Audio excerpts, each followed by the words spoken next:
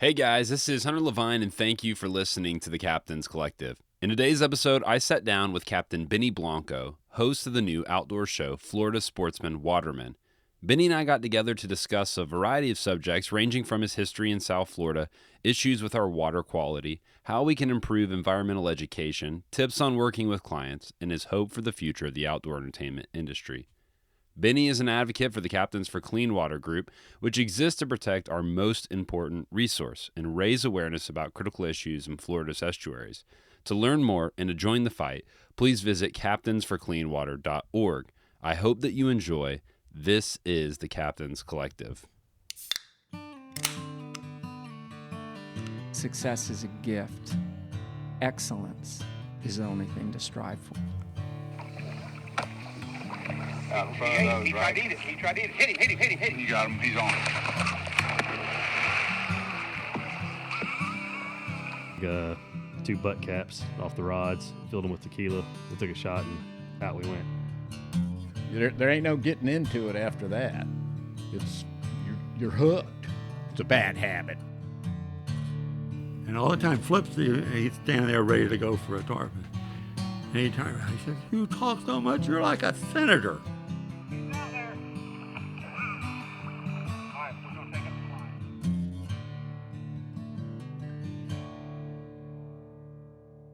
Hey, Benny, thanks for coming on the podcast and hanging out with us today. My pleasure, Hunter.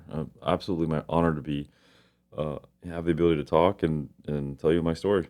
Yeah, do you mind just starting with how you got into guiding and fishing? I don't know if you have enough time for that, but so I grew up in Miami, and Miami is a heavy fishing community, and we have access to water literally in every direction, and access to the best fishing in every direction. And it started in the backyard or driving to Publix or, going to the baseball field, and there's canals and lakes everywhere. And I guess I cut my teeth on little bass and little brim and all the canals and just fell in love with fishing in general. And I think at the core of every single guide is a little kid who found himself fishing. Mm-hmm. And fishing was some type of escape, in a way to connect with nature in an environment that you ordinarily wouldn't be able to connect. And you started kind of running around in the canals in the Miami area, or? Oh yeah, and in Miami, the canals and the lakes are full of fish, mm-hmm. and great fish, bass and peacock bass, and you have snook sometimes and tarpon, and mm-hmm. It's very rare to find a situation where you could literally get on your bike and go catch any one of those 4 species. Yeah. And when did you start going out, like on boats and kind of going beyond the canals and riding around? Well, fortunately, I was surrounded by adults who like to fish. My uncle had a flat skiff. It was a huge red fisher back in the day, and an old lappy, and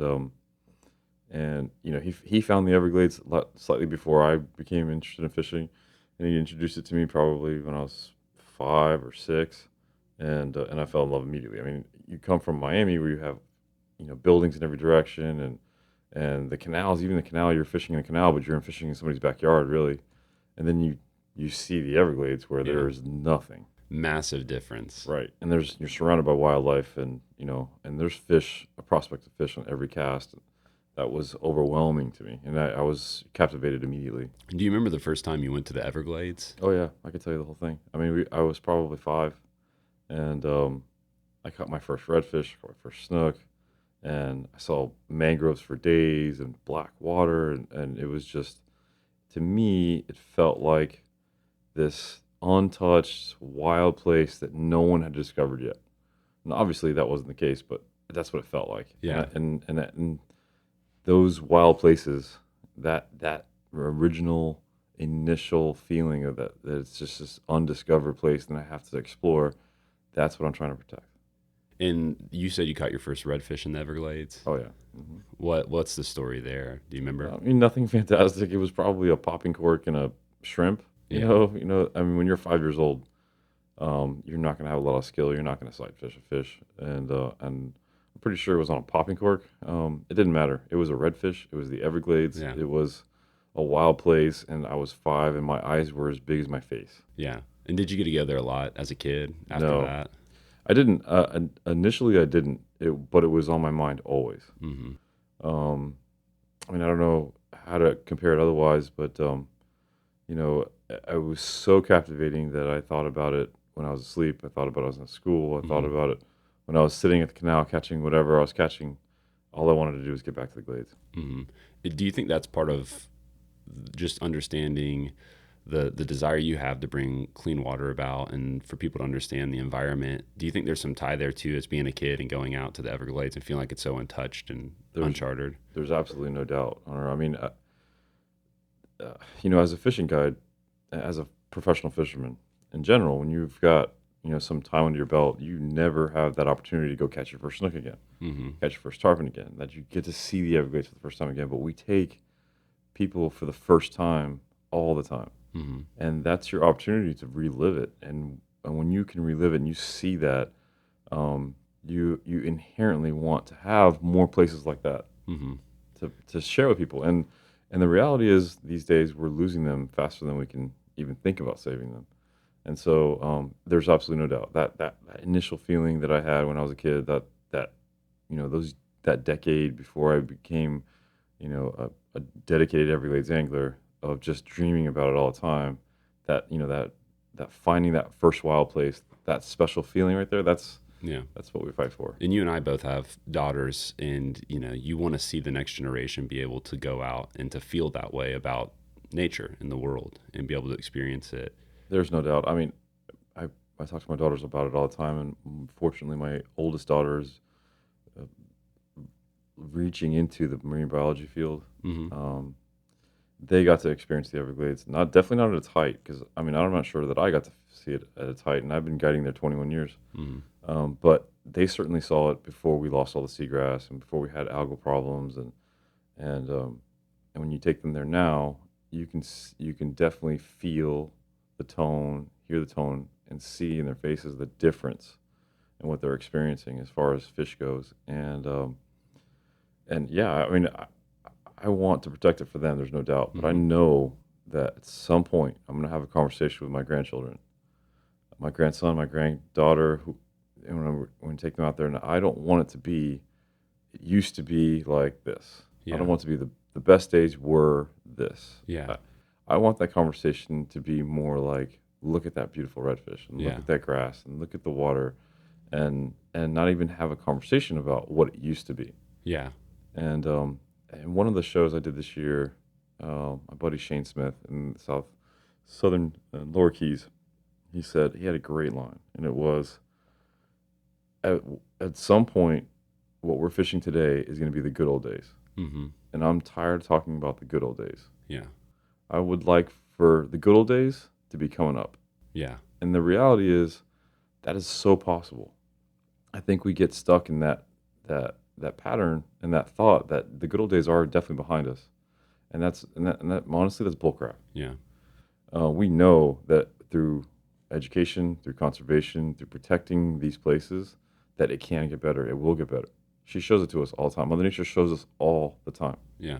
And so we know that. That's the hope. That's the drive for guys like me who know that if we just can educate the right people and continue that message, that we could have a better place. And at one time, at some point, I'm going to have that conversation with my grandkids where it's, look at how beautiful this place is. Yeah. And I sense that a little bit, that it's not that you have to educate people in that, hey, things are heading in a bad direction, or they're not as good as they were a while back, but that trying to educate people in the hope that we have that there actually can be a turnaround. Because I do think there's a little bit of cynicism, or maybe even skepticism towards the idea that, like, will something ever change?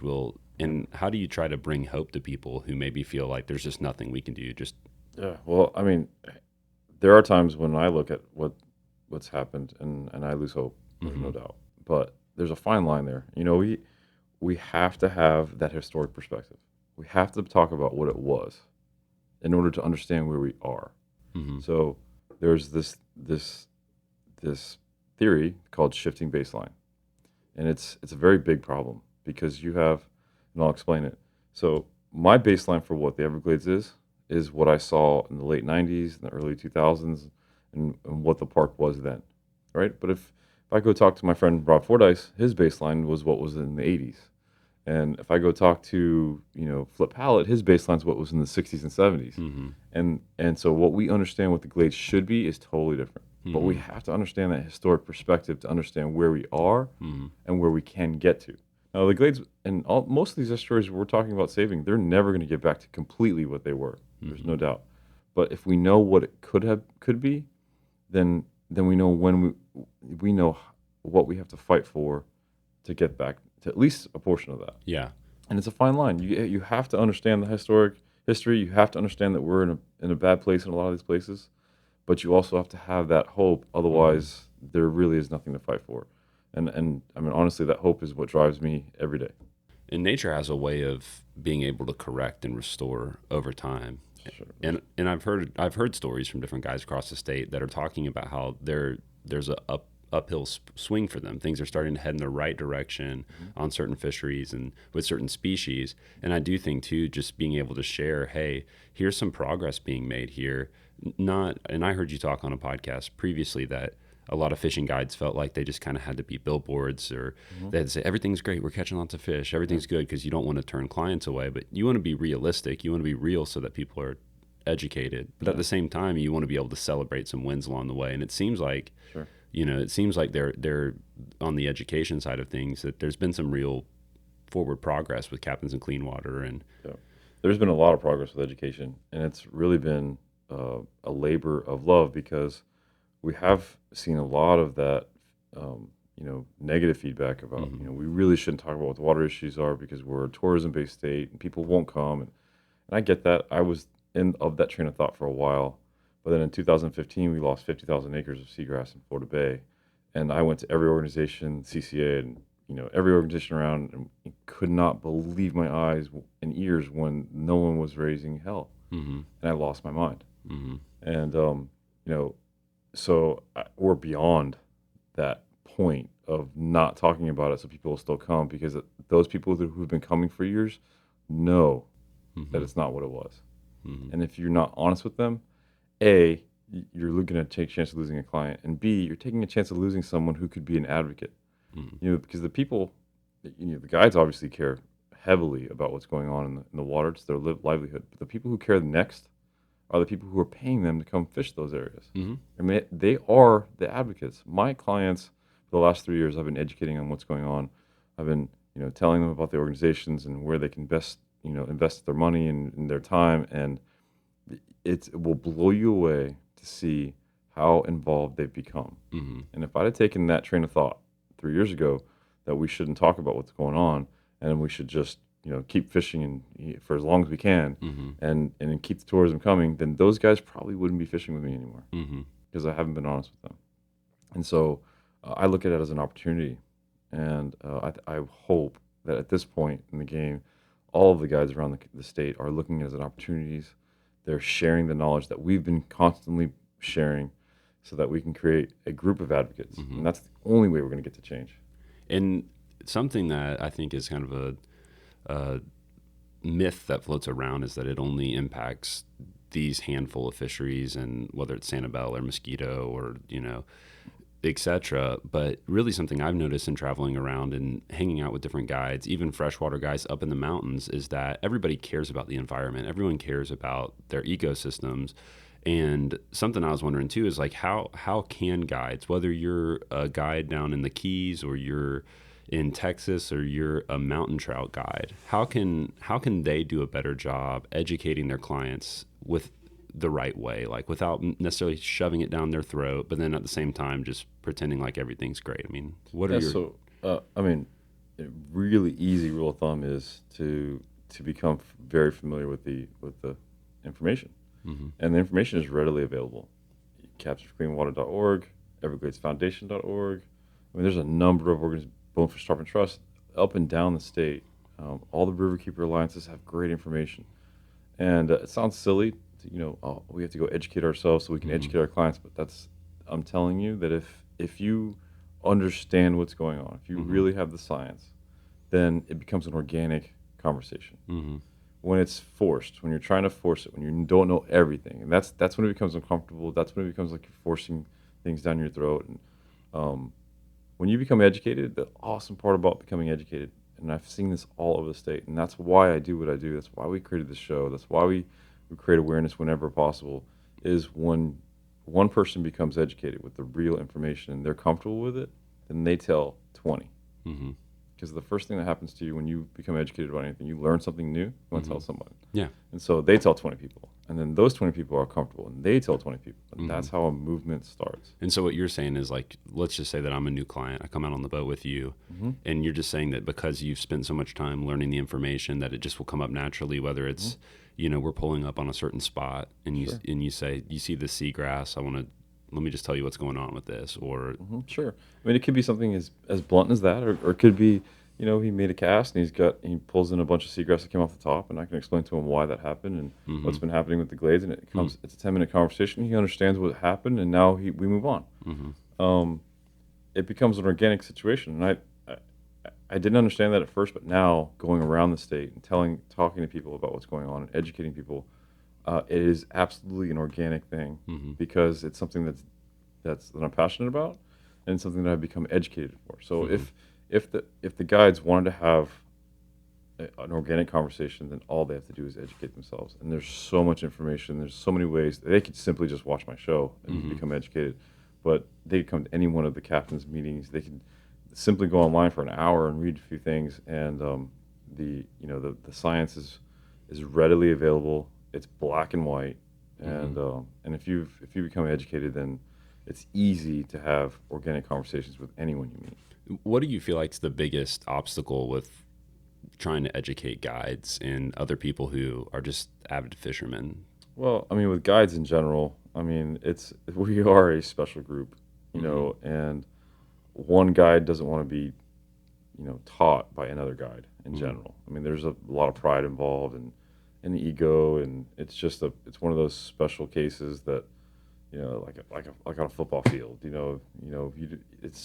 it's easier if it comes from a coach, and there's just no coaches in this industry. So, I try to get with guides. I absolutely just try to make it as organic as possible, and I don't push it. If there's any, negative feedback, if there's any pushback, I absolutely just move on. It's something that's going to take time. There's no way that I'm going to go to educate every single guide in my area in 5 minutes. It just doesn't happen. It's going to take 5 years. And so I don't rush it and I don't push it. And where there's an opportunity, I take it. And when there's not, I move on.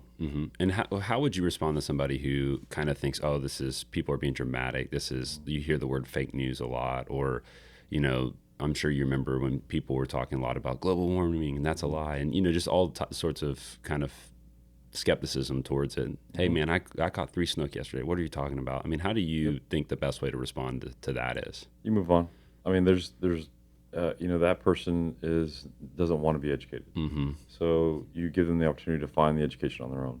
And what happens a lot is, especially what I've experienced a lot, down in South Florida, there's a lot of cliques, and there's a lot of guides who don't want to be educated by other guides. And initially, the guides who were the loudest saying that, you're being dramatic, that's fake news, are now the guys who are the loudest proponents for Capture Cleanwater, for Everglades Foundation, who have come around on their own, who've got the education on their own, and now, because they have the education, are spreading it the right way. Yeah. And I think one of the things that's been cool to me, I'm 26 years old, and I'm new to the whole thing. I mean, I grew up fishing in the outdoors, but as far as kind of the guide and the industry side of things, I'm new to all of this.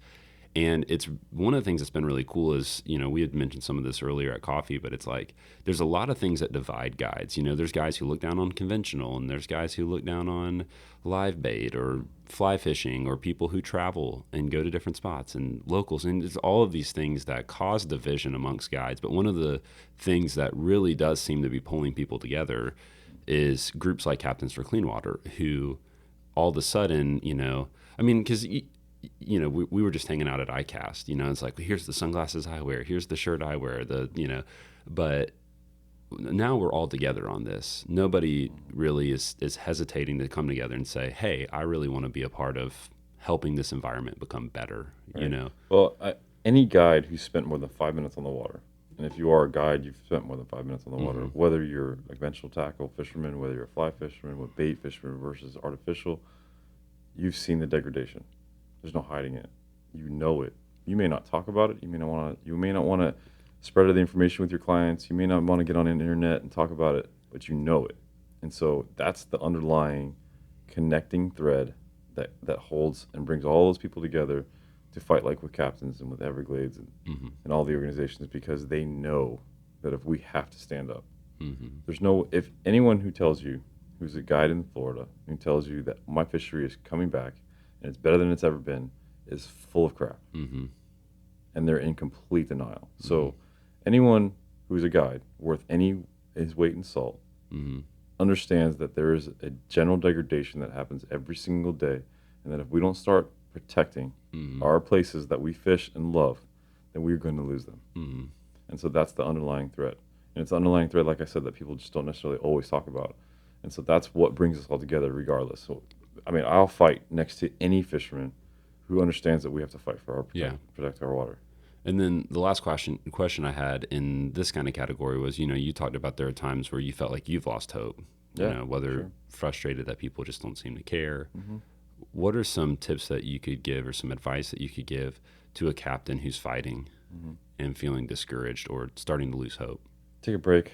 I take a break all the time. That goes through anything in life. I'll get in a situation where I've got 60-something days in a row, and they're 12-hour days, and I hate guiding. I hate fishing. I hate the water. I hate everything, and I just take a break. And you'd be surprised how quickly you become rejuvenated and want to get back in it. And with the fight for water and to protect our wild places, it's an inherent passion that you can't hide, because there's no way to hide the connection that every single person in the state of Florida has with water. You can't hide it. So you may need a break, and I take breaks all the time. And once I have a break, I'm ready to rock. What does the break look like? Netflix and binge eating, or it could be. I mean, it could be a softball game, my daughter's softball game. It could be taking my daughters out to dinner. It could be just sleeping in one day. And it could be taking the boat to do all the errands. It's just a break from the constant grind, and just giving yourself a second to catch up, your mind a second to relax, and then you're ready to rock. Yeah, and just have a little margin time. I work with a lot of college students in Tallahassee, and one of the things that I've noticed, that even in the short time that I've been working in that area, is that they just don't have a ton of margin time, because from the moment they wake up, they look at their phone, they pop on the phone, then they're just always running, doing things, and they're not just sitting for a moment and just breathing and reflecting and just resting. They're just constantly stimulating their mind. And I'm so guilty of that. And anyone who watches my storylines on social media understand that I just don't stop. I really don't. I'm a full-time guide, 280 to 300 days a year. I've got this TV show that I'm trying to promote and to educate the masses. I have 3 daughters who demand time. I have a wife and a family life, and there really is no time for anything else. And so I find ways to get breaks. I have long drives into Everglades National Park. I have I wake up before everybody does. I have a coffee time, and I can sit there for an hour and just think. But a break is important for anything you do in life. I mean, just in general. And that's a good kind of encouragement there, just to fight and work hard. Also, just to have time to reflect and rest. Also, transitioning, you talked about the television show. I know that you're working on a new project. Could you share a little bit of that with us? Yeah, I'd love to. Thank you, Hunter. So I started in 2018 with Florida Sportsman Magazine with a show named Florida Sportsman Watermen. I did it because I saw an opportunity to further the movement and educate the general masses. I mean, the guides are one thing, and hopefully they've watched some of the show. Not holding my breath there, but the recreational and fishing industry, just in general, the outdoors community in Florida, it's really important that everyone in the state of Florida understands that they're connected to water, one way or another. That if our environment continues to degrade as in the way that it is right now, that our tourism industry is going to suffer. And if our tourism industry suffers, everything is affected. So we're all connected. Mm-hmm. And so I saw it as an opportunity. I was offered a TV show, a fishing show, and I'm not a fan of fishing shows. Mm-hmm. And so I created a conservation-based education show disguised as a fishing show, Mm-hmm. and that's what it was. We had major constraints with finances, with time, with structure, and held back quite a bit. And despite all of that, personally, I had a really tough year Mm-hmm. because of all that. And but despite all that, we created what I believe is really awesome show, Mm-hmm. and we started a movement. I didn't want to stop that. I couldn't continue in the current structure it was, so I separated from that organization and I started my own TV show. Mm-hmm. It's called Watermen's Chronicles. Mm-hmm. Dan Decibel is still my production manager. I could not do anything without him. Mm-hmm. Because let's face it, I have crazy passion and I have crazy ideas, and he's the only one that understands it Mm-hmm. and can put it on TV and does it in a way that is very organic, and that's what we need. And I had a very successful iCast the last couple of days, and we're going to be rocking and rolling really soon. But the message is the same: that as fishermen, recreational, commercial, as guides, we are the stewards of the water we fish. Mm-hmm. And what does that mean? That means that the water does not have a voice, and we have groups all around the state of Florida who fight for it, who try to protect it, who monitor it, and who understand the science. But the water does not have a voice, and we are the only group of people who are on the water 365 days a year. Mm-hmm. We know more about that water intimately than anyone else. I don't care if you're a biologist. You can take any guide in an estuary who's been guiding for 20 plus years, and they know why water moves left, why it moves right, why it goes up, why it goes down, why it's clean, why it's not. And they can educate scientists. And the scientists now are understanding that and acknowledging that. The best thing that's come from all of this is that the scientific community is working with the angling community. Mm-hmm. And that's huge. Mm-hmm. And so I want to continue that message that we are the stewards.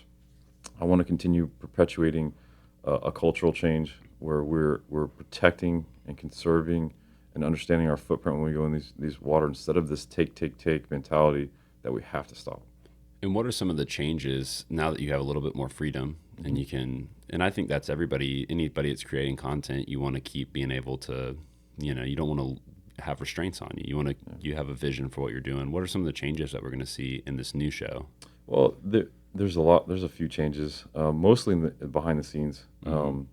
But we have some pretty interesting partners for next year, and we're going to give, in every single episode, we're going to give a greater opportunity for the host organization to have a voice. Mm-hmm. So, the Bonefish and Tarpon Trust is going to host a show, I'm sure, and if I know Aaron Adams well, then he's going to want to talk about habitat restoration, Mm-hmm. which I believe is easily one of the top 3 things we have to focus on in this state right now. Mm-hmm. Because we can put fish in an estuary all day long, brand new fish. We can continue to restock it, but if the habitat's not healthy enough to maintain it, then those fish are not going to last. Mm-hmm. And so habitat restoration is extremely important going forward, and I'm sure he's going to want to talk about that. But we're going to give him the ability to be on the show, talk about it, give us the science behind it, have an opportunity to talk directly to the viewership about it.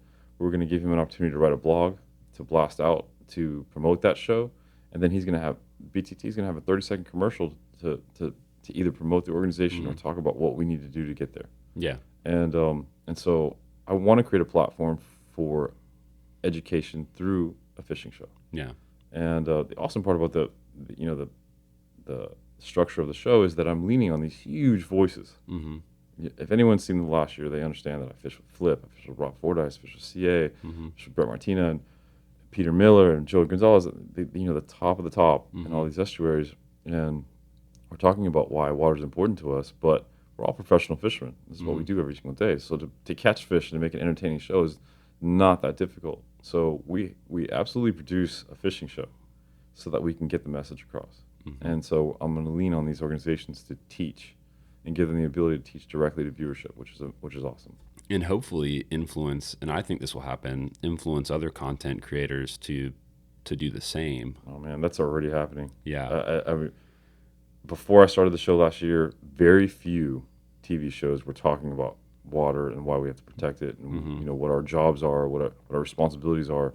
And now almost every single one of them Mm-hmm. are talking about it.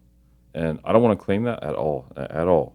I just, it's a change, a cultural change that I want to recognize, and I want to honor, and I want to thank them for. Yeah. Because as leaders in this industry, it is absolutely our responsibility to perpetuate that message that we have to protect our water. Mm-hmm. And every time I see it, the last thing I get is upset that they're trying to steal my thought. That's absolutely not it. What I want to do is thank them. Yeah. Because we have to all start talking about it. Mm-hmm. And claim it, not claim it. It's doing it encourages it, For sure. And I also think too that we're in a world where, I can pull up my phone and look at 500 photos of tarpon face grabs. Right, And, a ton of people have drones and are getting great footage. And if that's what you enjoy doing, that's great. But at the end of the day, I think something that can differentiate somebody who's creating content too is that they actually really, really love the environment, and they really do want to help people better understand it. And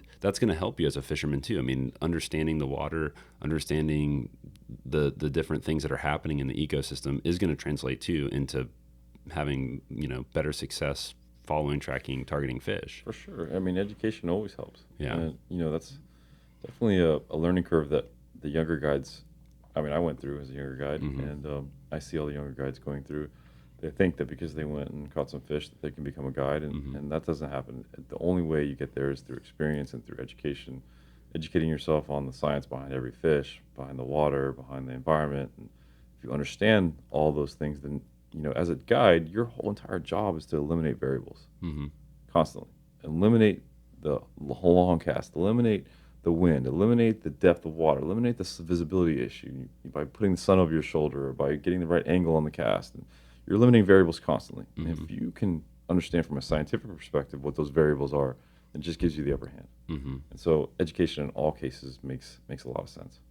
Did you have any light bulb moments for you as a guide before you got into the television show, when you were a younger guide, that it really clicked for you that you really needed to make this a priority in your life?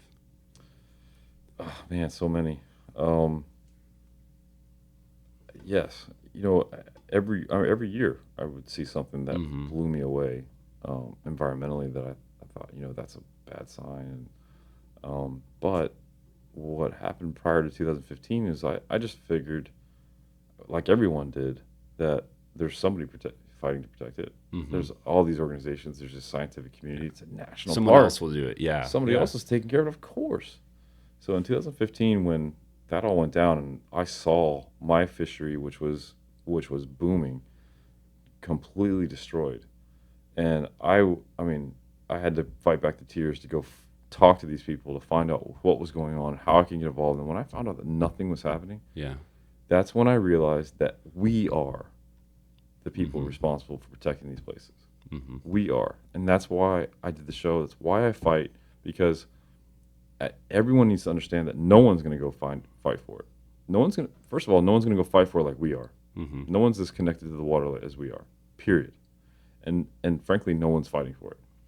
A lot of organizations say they are, and there's a lot of political red tape that happens, and they understand it takes a long time, and there's no sense of urgency whatsoever. Well, for me, when that went down in 2015, I went to Tallahassee to the first meeting, and I could not believe that they weren't, just like on it to go fix it. That it was just, something on the back burner on page 27 of their agenda to talk about, not even to address. And I thought going up there that I'm going to tell them what's going on and they're going to fix it. And that is so far from what actually is happening. Now it's a different story. Now we're 3.5 years in from when I first met Daniel Andrews and Chris Whitman in Tallahassee, when we were fighting for the same thing. We're 3.5 years after starting Captains for Clean Water, 3.5 years after fighting at every single Tallahassee meeting, every single DC meeting, every single district meeting we could go to. And now we have a governor, we have several state legislative politicians who are all fighting for water, because it is we've made it the number one issue in this state. We have, and we have to recognize that we have this industry has made it the number one issue in this state.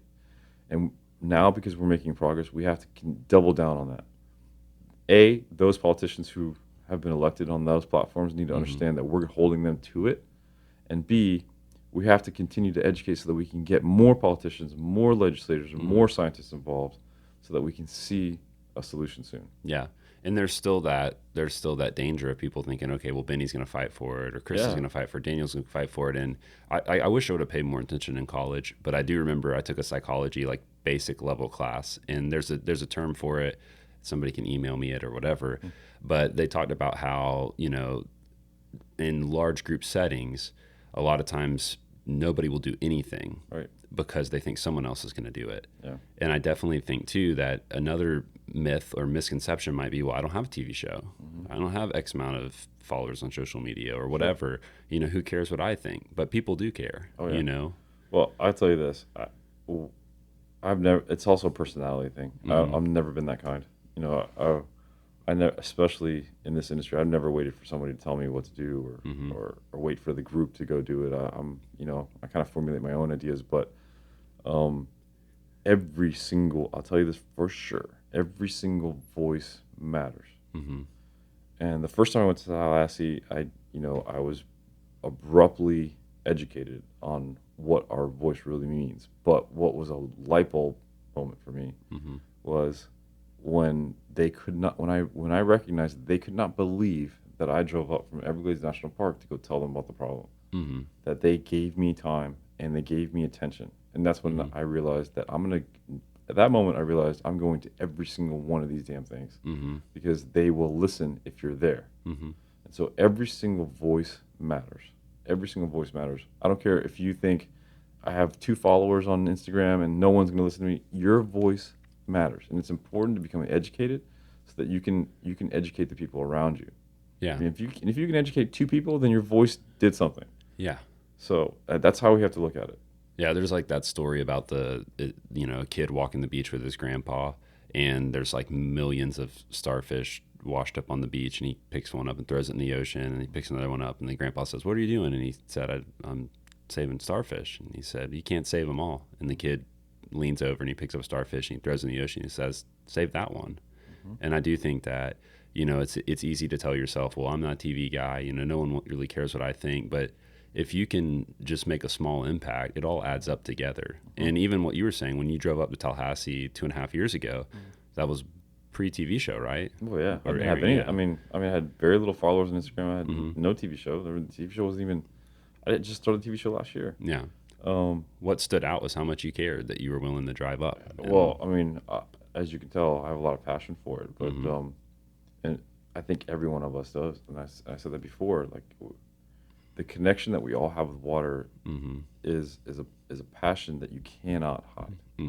Some people maybe haven't realized it yet, but by talking about it, by talking about what's going on, by educating people, I think you'd surprise yourself on what kind of passion you have for saving the place that you love. Back to kind of the guiding piece of what you do. Sure. As a guide, what do you feel like you do best? I want to say I probably do best at creating relationships with my clients. The misconception is that a guide who just catches a lot of fish is a great guide, or a guide who is booked all the time is a great guide.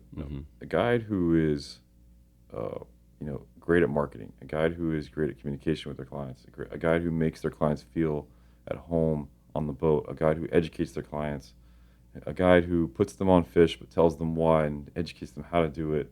That's a great guide.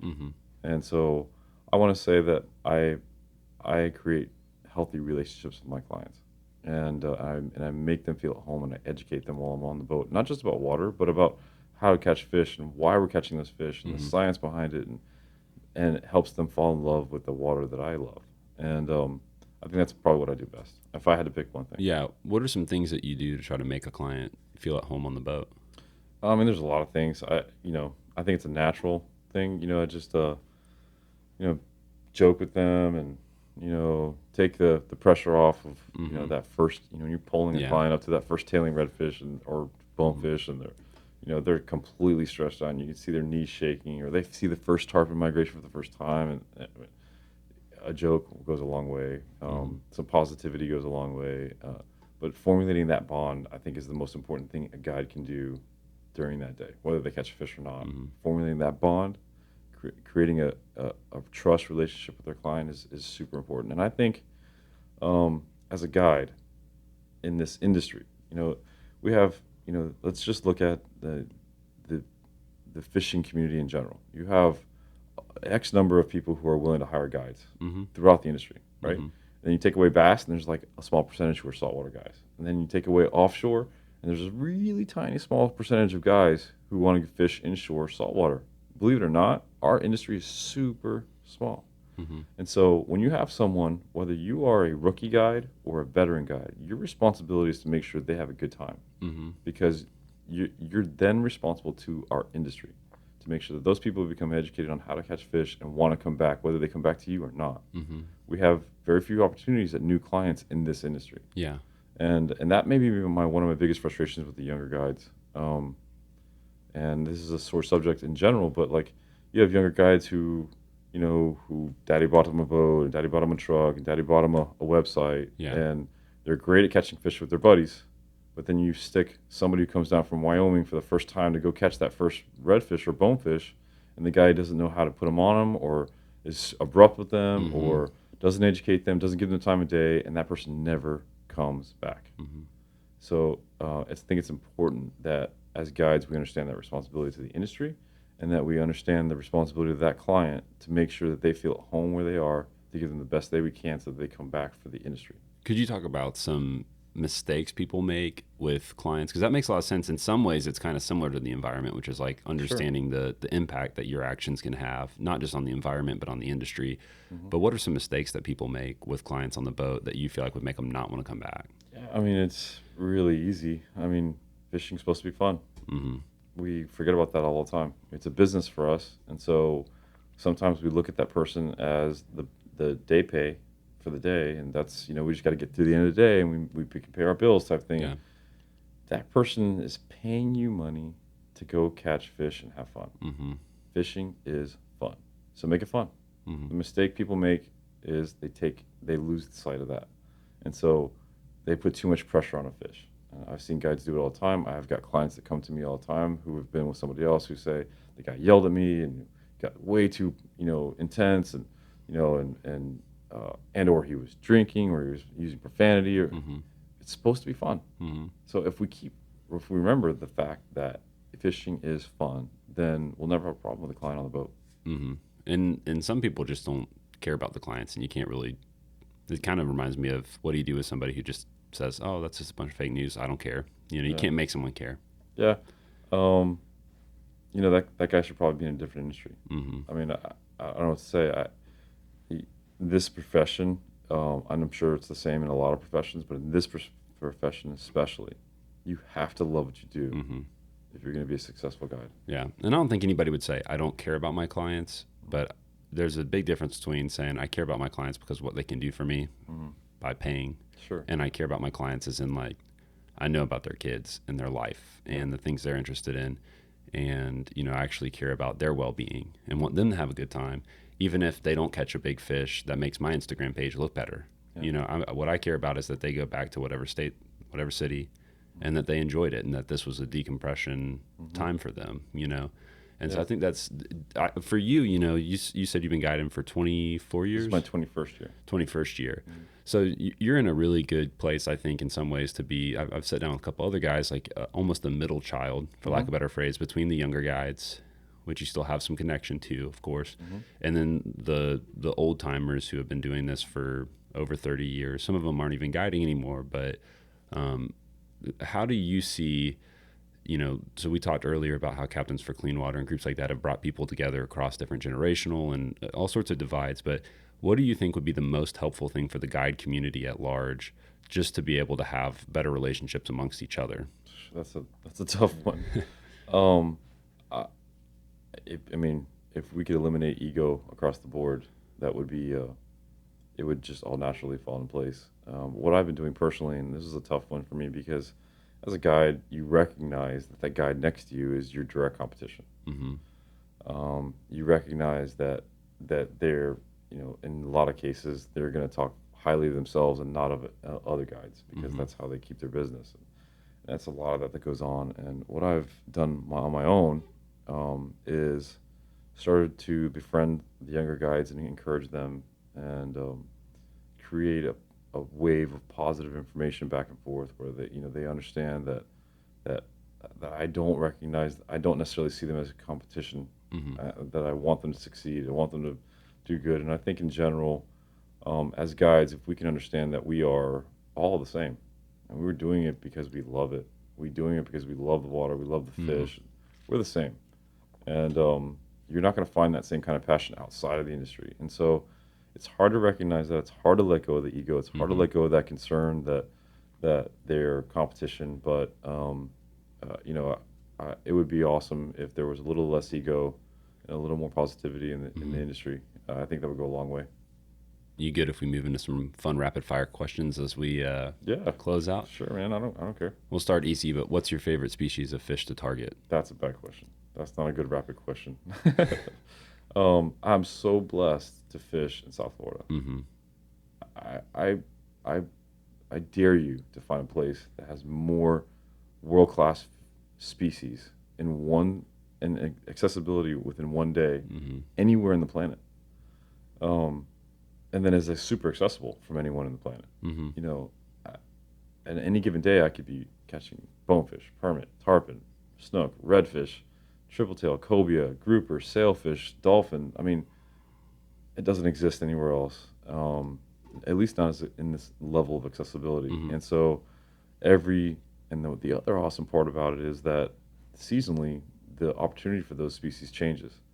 And opportunity in the sense that how you target them, the technique, and the technique, in my opinion, dictates how much fun that species is. Because I can catch redfish all year long, but when they're on the flats tailing in huge schools, that's pretty freaking awesome. Bonefish you can catch almost all year round, but in the wintertime, you're fishing them in 5 foot of water, and it's not real fun. In the fall and the spring, they're in super shallow, and they're cruising across the top of the flats, and they're tailing, and that's super fun. Tarpon you can catch almost all year round, but in the spring, they're migrating on the ocean. That's unbelievable. So I have a lot of favorite species, and it really depends on the season and the technique. I guess you could go back and just say that I'm a sight fisherman, and I would rather get one shot at a fish laid up and see the reaction, and see him go eat it and catch that fish than catch 50 on a blind cast. So my general favorite fish revolves around the sight fishing technique of this season at that time. Okay. And if you could only do one? Oh my God, that's too much, man. Oh. I won't tell the fish. I mean, honestly, as a guide, if I could only do one, it would be redfish, because they are accessible all the time. I've said it a lot. I mean, if a redfish could jump and it made fast runs, it would be the best game fish ever. Because they eat shrimp and crabs and bait fish, and they eat flies and artificial and live bait. They school, they tail, they float, they crawl. They do everything that you want in a game fish, and they're accessible all year long. Yeah. So if I had to pick one, the triple tail are fun on a fly too. If you're catching them off a structure, a rope, or whatever. If they cruise the flats, if they were getting skinny, and we get them on the flats. Y'all do all the time. Yeah, they float by all the time. And what makes triple tail fun is the sight fishing aspect. Yeah. I can't tell you how many times we've been in tarpon season, and on the tarpon line, you'll see a triple tail float by. Yeah. And we're not doing great for tarpon that day. We're not getting eats, or there's not a lot of flow. And I push that client over and say, why don't you throw that big black fly we're throwing at the tarpon to that triple tail, and the triple tail eats it. And that lands it, and the guy's like, wow, that was pretty fun. Yeah. Hey, They jump, they run, yeah. Can we go see another one? And before you know it, the guy wants to go catch triple tail. He came from wherever he was, from Colorado to come catch tarpon. And it's not about necessarily the species always. It's about the technique. And if you can sight fishing is fun. All right. So do you have a favorite particular day, like on the water, when you look back at your childhood?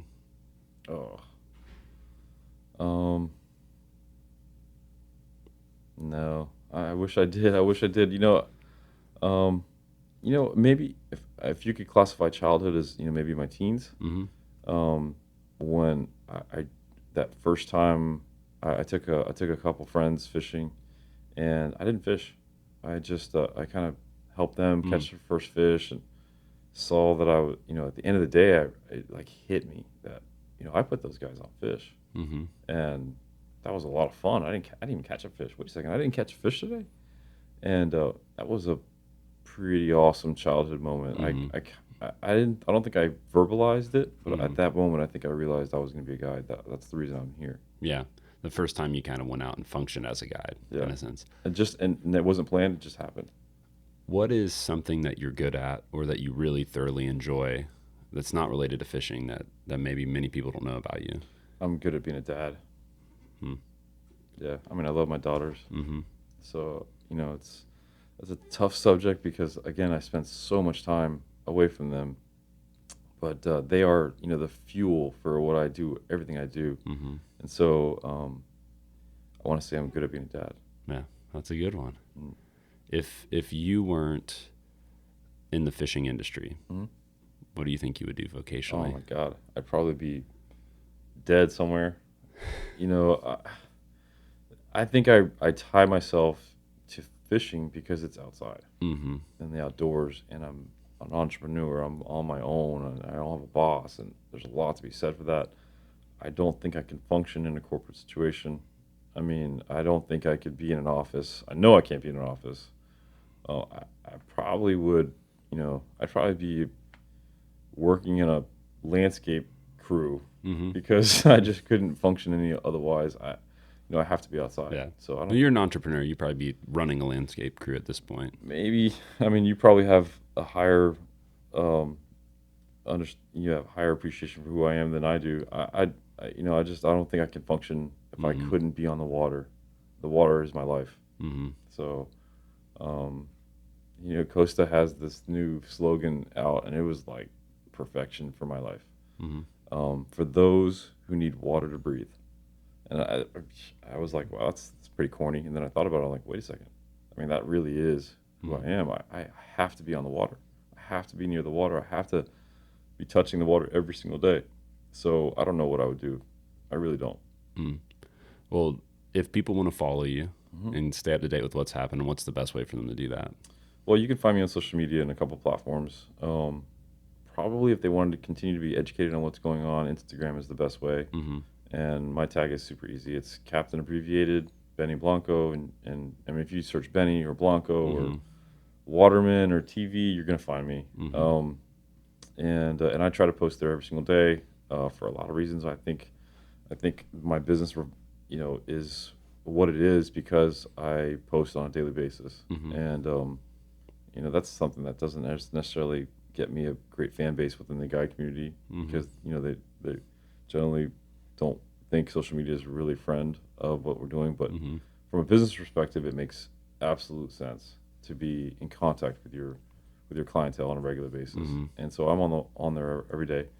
And when we have events that come up, when we have an opportunity to educate on anything, you can definitely get it there. You can find me on Facebook, I'm sure. Really soon we'll have a website for the new show, and that will absolutely be an avenue for all my partner organizations to educate. And once that's up, I'll definitely make sure on my social media platforms that everyone knows how to get there. And we won't be selling you anything. We'll just be educating. And I would love for everyone to go there and listen to what our our conservation partners have to say. Yep.